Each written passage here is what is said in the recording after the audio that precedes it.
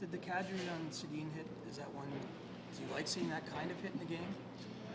Again, that falls in that blindside hit, but legal hit. That's we talked about that today, and I'm a proponent of hitting. I want to keep that physicality in the game.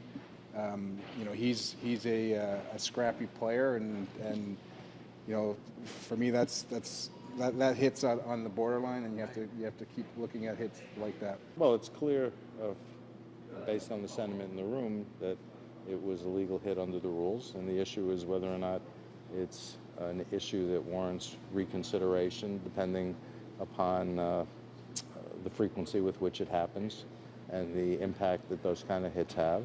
And so perhaps in March it'll be something that gets further discussion.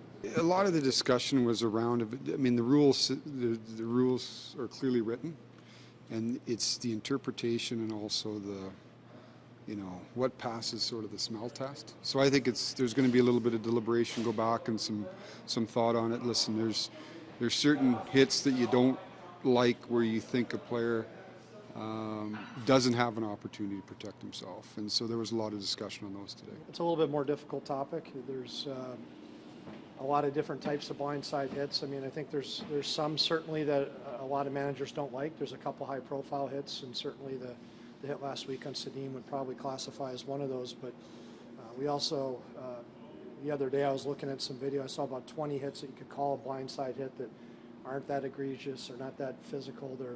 So it's just a little bit of a slippery slope there. But certainly there's still a continued emphasis on protecting players, and I think we've done a great job over the last couple of years of eliminating a lot of shots to the head, and we're trending the right way, and it's a physical game. You want to keep the balance. Player safety is paramount, but so is keeping some physicality in the game. So I think we're at a pretty good spot, but again, that'll be a topic I'm sure we'll discuss a little bit more in March.